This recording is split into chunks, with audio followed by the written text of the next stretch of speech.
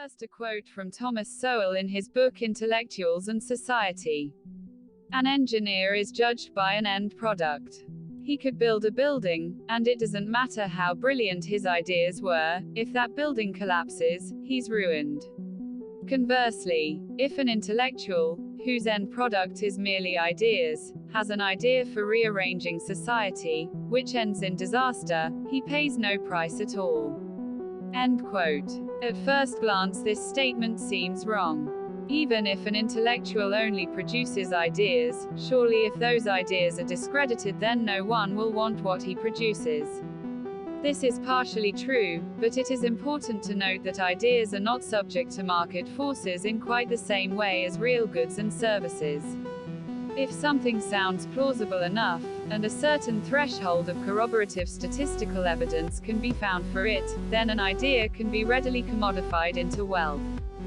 For example, intellectuals like Noam Chomsky have made a living advocating against poverty and promoting governmental interventions like the welfare state. Initially, the goal of the welfare state was to reduce and ultimately eliminate poverty by helping people to become more productive and gain more human capital. However, poverty is measured as whether or not a person occupies an arbitrarily defined income bracket, usually expressed as less than 60% of the median income.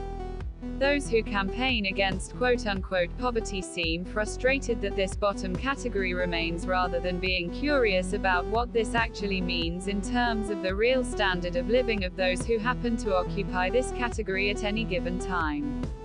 The terms relative and absolute seem lost on people who advocate for ever greater welfare subsidy for those who occupy this arbitrarily defined statistical category, however transiently. Eliminating absolute poverty would still render the welfare state a failure if you refuse to measure poverty in this way, but it would certainly provide impetus to keep spending money on welfare. Nevertheless, an ever-growing real terms increase in welfare spending year on year would also, by the terms of its own stated goal, render it a failure. If more people need to be subsidized, then presumably poverty, or at least relative poverty, is only increasing. Also, there are adverse effects, such as family breakdown, ever-increasing government debt burden, social retrogressions among certain groups, etc., that can be argued as attributable to social welfare. Only by altering the stated goal of the project after the fact can this failure be rationalized away. Welfare is now seen as a right, and, particularly after the austerity measures taken by governments after the 2008 crash, cuts to it are treated in the media and in academia as almost intentionally genocidal, since so many people supposedly rely on it to survive. The ever-increasing welfare spend is thus a success, but only because its stated aim to eliminate poverty has been replaced by that of maintaining the lives of those in poverty. As we can see, the failure or success of ideas is subject to a very different test than a real end product like a building. It is incontrovertible when a house or a bridge collapses, the engineer has failed regardless of how brilliant his initial idea was. The failure of social policy, however, can be much more readily rationalized away or simply denied after the fact. Those who value social justice will argue and fight for their ideas as a moral imperative, but no engineer would ever stand among the ruins of a building and demand that his customer pay for it anyway on the basis that it didn't deserve to fall down because the engineer had good intentions and clever ideas.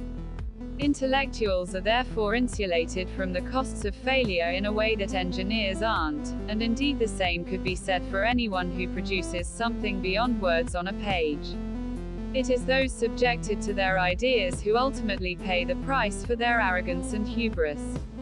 Marxism has been widely discredited, not only in the classroom but in the real world, both by the breakup of the Soviet Union and the liberalization of the Chinese economy and its subsequent success. Yet the ideas of Karl Marx persist, and, if anything, are gaining traction due to a determined effort by the Academy to rehabilitate them couched in terms of quote-unquote social justice and intertwined somehow in distinctly moral crusades to tackle things like climate change and social bigotry. States that flirt with socialism, perhaps in the form of nationalization, price controls and rampant government spending, have paid a heavy price. Zimbabwe and Venezuela instantly spring to mind. Who knows how prosperous and beneficial to us all the Chinese economy could be if it threw off the last vestiges of the yoke of the ideas of a man who once had to sell his trousers to put food on the table.